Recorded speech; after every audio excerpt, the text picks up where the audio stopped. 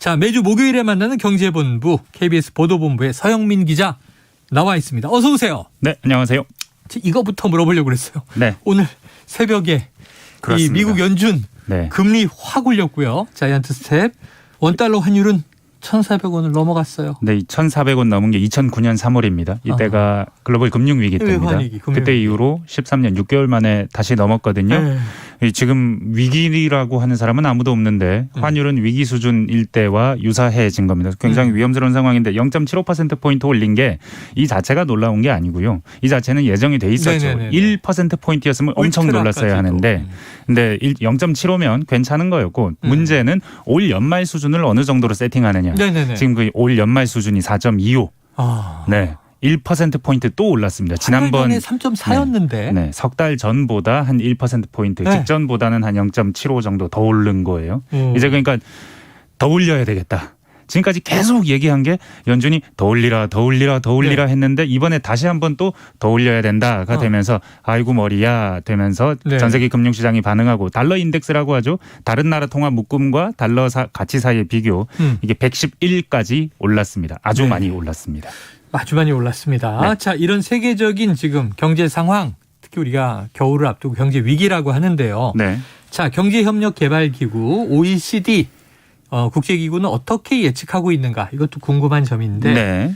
서 기자님 직접 경제전망 발표를 참관하고 왔다? 네, 이번 주 초에 세종시에서 한국 경제 전망을 발표했거든요. 이게 세종시에서 매년 하는 발표는 아니고 2년에 한 번씩 합니다. 그래요? OECD 나름대로도 중요한 행사고 네. 이걸 발표할 때마다 해당 국가에 와서 설명을 좀 하는데 올해 했는데 그 상황 좀 들려드릴까 하는데 요즘 상황이 굉장히 경제 안 좋다 하는데 네. 직전 전망이 올해 성장률이 2.7이었는데 예. 더 좋아졌습니다. 낙관론을 네, OECD의 발표가 네네. 우리나라에 대한 경제 성장 전망치 발표가 네. 더 좋아졌다고요? 사실은 6월 달에 발표했던 게 2.7이었는데 네. 지금 석 달 지났잖아요. 네. 그동안 안 좋은 뉴스밖에 없었거든요. 그러게요. 그런데 2.8로 많진 않지만 0.1%포인트 올렸습니다. 비슷하지만 약간 네. 올랐네요. 네. 그래서 사실 석 달 사이에 무슨 변화가 있었냐 예. 물어봤더니 2분기에 소비가 좋았답니다. 우리 민간 소비가. 그러니까 생각보다 민간 소비 쪽이 좋았다. 네. 수출 안 좋아질 거 알고 있었고 설비 투자 안 좋아질 거 알고 있었고 그대로 나왔는데 네.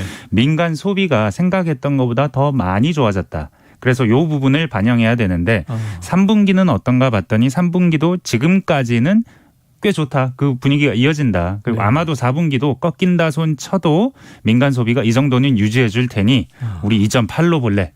0.1%포인트 올린다 했습니다. 우리는 늘 하는 얘기가 네. 참 오래된 얘기예요. 네. 수출로 먹고 사는 나라다. 네네. 무역 수지가 지금 이 적자로 돌아섰다. 막 이런 걱정하고 있는데 네. 수출이 과연 세계 경제가 이렇게 안 좋은데 살아날까?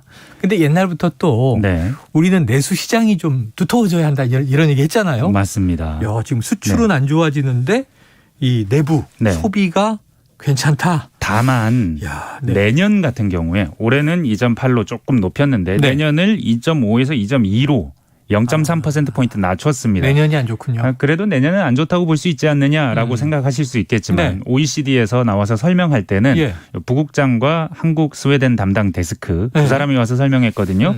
설명할 때는 내년도 우리는 아주 낙관적인 편이다. 오. 세계 경제가 매우 둔화되고 네. 그에 따라서 내년 다음 주에 전 세계 전망도 발표할 텐데 그거 보면 알겠지만 우리가 한국에 대해서 얼마나 낙관적으로 보고 있는지 오. 지금 강조하고 싶다고 그랬어요. 야, 내년 네. 2.2에서 2.5 정도로 왜냐하면 올해보다 떨어지는데 2.5에서 2.2로. 네. 근데 그럼에도 불구하고 국내에서도 0.7% 전망까지 나오고 있거든요. 네네. 그 2.2면 우리 정부나 하는 전망보다 높은 겁니다.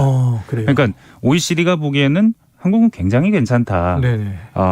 그래서 이거를 설명하는데 좀 주안점을 뒀었던 회의가 지난 월요일 날 설명회였고 근데 사실 OECD 보고서가 이게 작은 의미를 지닌 보고서는 아닙니다. 그렇죠. 각 언론에서 막 얘기들을 쏟아내는데 근데 헛갈리실 거예요. 청취자분들이 보시기에 어디서는 OECD 보고서 보면 한국 경제 좋다고 하더라라고 네. 하고 어디서 다른 언론에서 보면은 한국 경제 안 좋다던데 지금 종부세 OECD가 걱정한다던데 이런 게 실리고 또 맞아요. 정부 입장을 보면 그 OECD가 한국 정부가 추진하는 재정 준칙, 재정 건전성 네. 다 오케이 했다.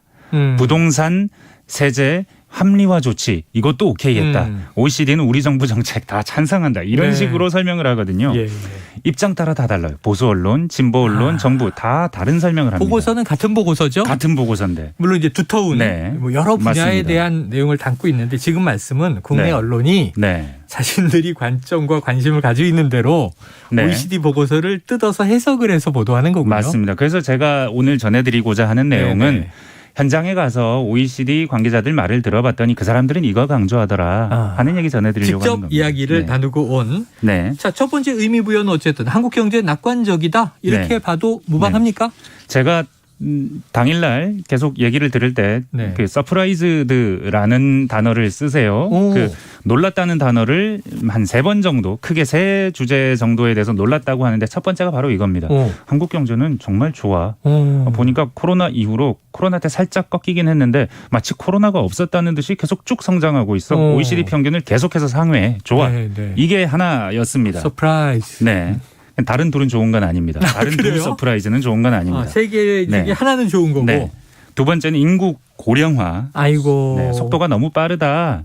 2040년이 되면 중반이 되면 일본보다 고령화가 심해져 있을 것이다. 얼마 안 남았습니다. 20년 정도밖에 안 남았는데 20년 뒤에 일본보다 더 나빠져 있을 거라는 거예요. 이게 서프라이즈예요. 네, 2. 나쁜 거. 네. 그리고 3는 사실은 이게 가장 새겨드릴 말 같아서 네. 좀 네. 자세히 소개해 드릴 텐데 오랫동안 OECD가 강조해 오기도 했고 불평등입니다.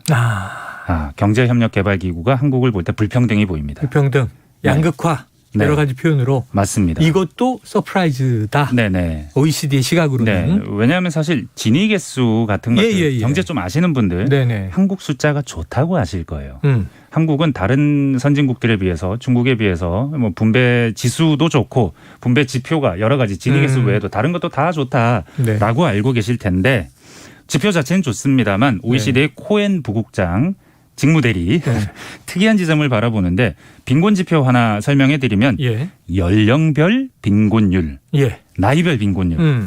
다른 연령은 다 OECD 평균 수준이에요, 우리나라가. 근데 딱 이 연령대가 문제가 됩니다. 66세 이상. 고령. 네, 고령차, KBS 주시청층, 청취층. 아이고. 네. 코엔 국장은 노인 빈곤이 최근에 기초 노령연금 등에 의해서 상당히 낮아지긴 했지만 여전히 OECD 국가 가운데 이례적으로 안 좋다. 매우 안 좋다. 연금도 빈곤선을 좀 회복시키지, 그러니까 빈곤선 위로 넘기는데 연금도 큰 역할을 이 연령대에서는 못하고 있다. 근데 실제로 그래프를 하나 제시했는데 그래프를 설명해 드릴 수는 없지만 빈곤율 그래프다. 그리고 OECD 평균과 한국 그래프다. 이 두 개를 비교해 놓은 건데 66세 이상으로 넘어가면 OECD 평균이 10%대인데 한국은 빈곤율이 30%를 넘어버립니다. 그리고 76세 이상으로 가면 역시 OECD는 계속해서 10%대 빈곤율인데 한국은 50%가 넘어버립니다. 그러니까 76세 이상은 반 정도가 빈곤선 이하에 있다는 겁니다. 한국이. 그러네요. 네. 평균적인 숫자 하나로는 안 드러나죠. 진위계수 숫자는 하나지 않습니까? 이거는 안 드러나죠. 연령별로 따져보면 이렇게 불평등이 심하다. OECD가 이걸 매우 우려하더라. 우리는 통으로 봤지만 세대별로 맞습니다. 뜯어보니까 이렇다. 저소득층 의료보건 지출 비중이 너무 높다. 뭐 이런 얘기고요. 청년층도 불평등. 실업률. 그러니까 구직 자연 실업률 이하라고 우린 좋아하지 않습니까? 근데 청년층 15에서 29살 그룹으로 보면 고용률이 평균을 하회한다.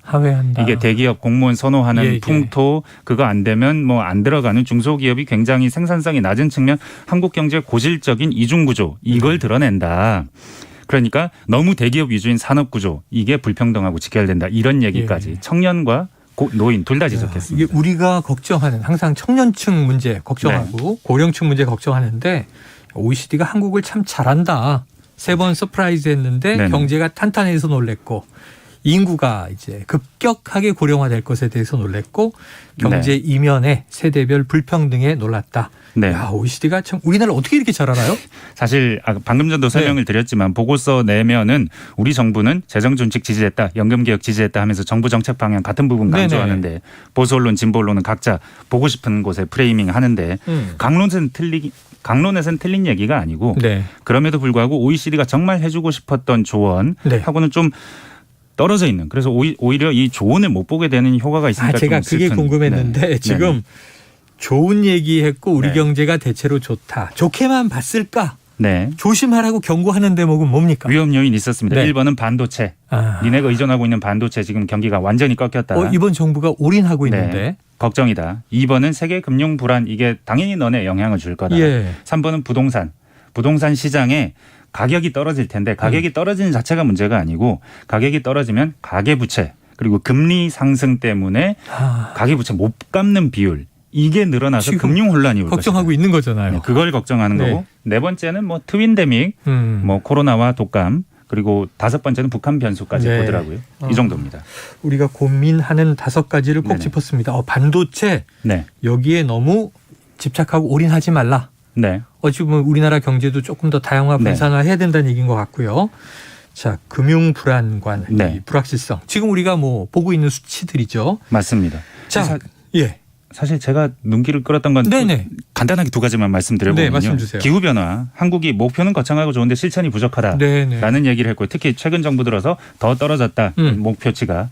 다만 원전을 넣어서 실천 가능성을 높인 점은 평가할 만하다. 네. 그러니까 구체적인 평가도 있고 연금은 사실은 여튼 연금. 계획이 필요한데 우리가 여러 가지 시뮬레이션을 해봤는데 여성의 고용이 증가하면 연금이 나아지나? 아니면 젊은 사람의 고용이 증가하면 아니면 건강보험이 좀 더 좋아지면 네. 아니면 지급 연령을 좀 한 서너 살 높이면 좋아지나 했을 때 지급 연령을 높일 때가 가장 효과가 있더라는 겁니다. 네. 여튼 어떻게 조율해야 될지 모르겠지만 이건 조율해라. 이런 조언까지 했습니다. 그래요. 기후변화 대응 그리고 연금 개혁이 숙제로 남습니다.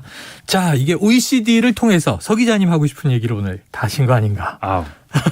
그렇지만 충실히 전했습니다. 네, 경제본부 유익했습니다. 고맙습니다. 네, 감사합니다. 네, 오늘 간식 받으실 분은요.